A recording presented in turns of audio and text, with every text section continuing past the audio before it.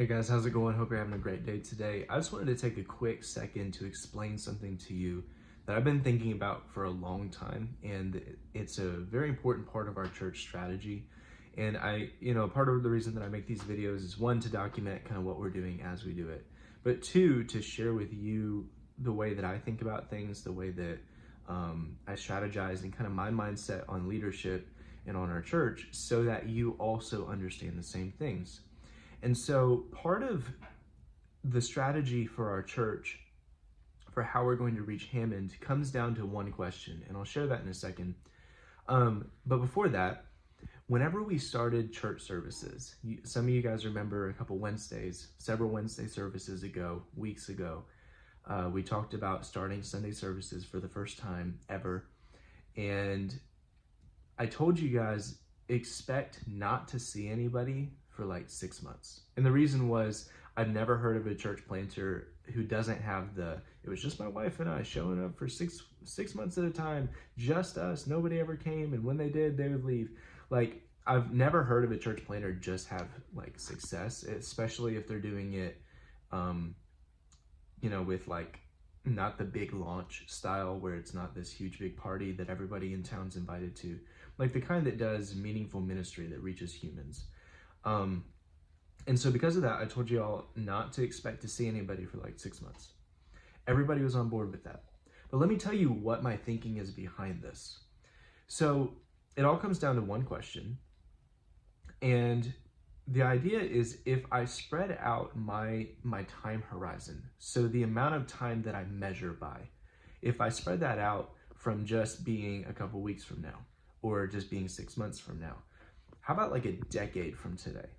Like 10 years from today, if we were to keep doing what we're doing, here's the question, would it be unreasonable in 10 years, if we keep reaching people the way that we do, would it be unreasonable for us not to have more people? Like, it's pretty reasonable that in 10 years, if we keep doing what we're doing, we will genuinely influence lives and help people. It's reasonable. And so the question is, would it be unreasonable if I keep doing these things to not have the outcome that I want? And as long as it is reasonable for us to do what we're doing over a long enough time horizon, it makes sense for us to keep doing what we're doing. For instance, we've been running ads, and we ran in 2 weeks, we ran 2 different ads basically, and we were able to reach 20,000 people twice. Now that's a lot of twos. So 2 weeks, we ran for $200, by the way. We reached 20,000 people 2 times each. And so we were basically able to reach a town of 20,000 people twice, which I think is pretty cool. Imagine if we kept doing that. Do you think in a year that we would have more people? Which, by the way, there's a cool story at the end that I'll share with you. If we kept running ads on Facebook and Instagram, it is unreasonable that we will not grow. Like, it does not make sense that we will not grow if we keep getting our name out there the way that we have. And as we do it, by the way, our skill, the ability that we have to level up kind of increases as well. Because like, the only way to get good at teaching is to teach. Like, the only way to get good at inviting people to church is inviting people to church. And so it's unreasonable that if we keep running ads, we will not grow. It's unreasonable that if we keep doing door knocking, that at some point we will not have more visitors. It is unreasonable that if we keep doing what we are doing, Sunday morning services, the way that we do them, having a children's space available, it is unreasonable that there is no one in Hammond. It does not make sense that there's not a single person in Hammond who wants what we have.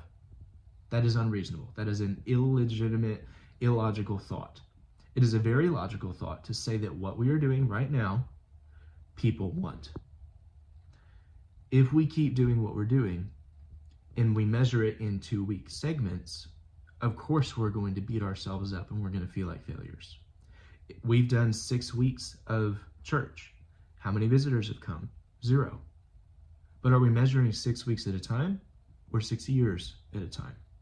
Do you think that if we keep having Sunday services, keep having flyers up all over Southeastern, keep getting our name out there with ads and flyers and people being in the community living like Jesus, in 6 years we should have people.